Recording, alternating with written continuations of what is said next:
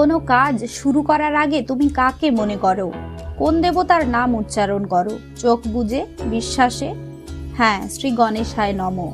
এই মন্ত্রেই শুরু হয় আমাদের জীবনের প্রতিটি শুভ মুহূর্ত। কিন্তু কে তিনি? কেন সমস্ত দেবতার আগে তাকেই ডাকা হয়? চলো আজ শুনি গণেশ ঠাকুরের সেই অলৌকিক হৃদয়স্পর্শী কাহিনী, যা কেবল জ্ঞান নয়, ভালোবাসাও শিখিয়ে যায়। গণেশ শুধু এক দেবতার নাম নয়, তিনি হলেন জীবনের সমস্ত বিঘ্নের দূরকারী, বুদ্ধি, ধৈর্য আর শুভ শক্তির প্রতীক। তিনি ভগবান শিব ও দেবী পার্বতীর পুত্র। তার আরেক নাম বিঘ্নহর্তা। তিনি সেই দেবতা যার নাম ছাড়া কোনো মাঙ্গলিক কাজ শুরু হয় না, কারণ তিনি শুধু বাধা সরান না, মনের ভিতরে আলো জ্বালান।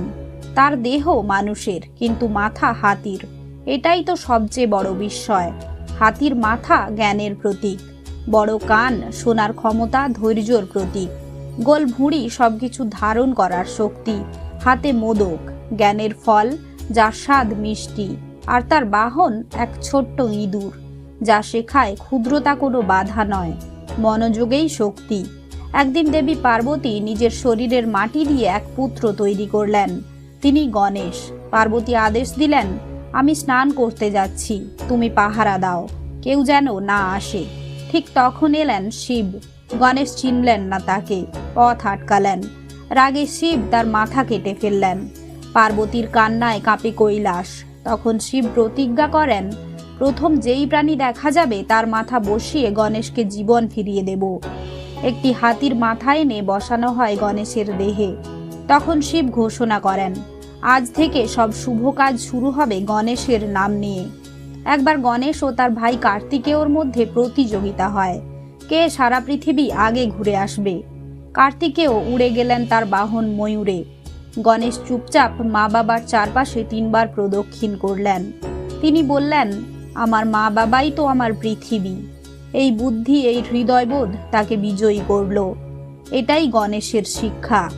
আসল জ্ঞান শুধু দৌড়ে নয়, অনুভবেও। ভারতের নানা প্রান্তে গণেশ চতুর্থী এক মহা উৎসব।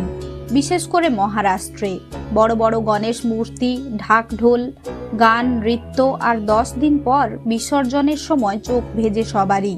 তখন আমরা বলি, আগামী বছর আবার এসো গণপতি।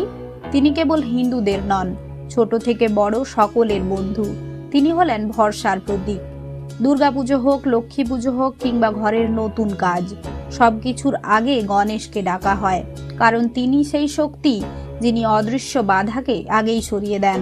শাস্ত্রে বলা হয়েছে, যে কাজ শুরুর আগে গণেশকে স্মরণ করা হয় সেই কাজ সাফল্যের পথে চলে। তার নামেই শুরু হয় মন্ত্রপাঠ, শ্রী গণেশায় নমঃ। এটা শুধু রীতি নয়, এটা এক বিশ্বাস, এক আশ্বাস। গণেশ আমাদের শেখান, জীবন মানেই প্রতিনিয়ত শুরু, আর প্রতিটি শুরু তার নামেই শুদ্ধ। ছোট হয়েও বড় কিছু করা যায়। ধৈর্য ও বুদ্ধি জয়ের মূল। মা বাবার প্রতি শ্রদ্ধা জীবনের ভিত্তি। প্রেম দিয়ে সব বিঘ্ন জয় করা সম্ভব। যখন তুমি ক্লান্ত, যখন মনে হয় কিছুই ঠিকঠাক হচ্ছে না, তখন শুধু বলো, ওম গণেশায় নমঃ। দেখবে মনে নেমে আসবে এক নিঃশব্দ আশীর্বাদ। তুমি কি কখনো কোনো কঠিন সময়ে গণেশ ঠাকুরকে ডেকেছো?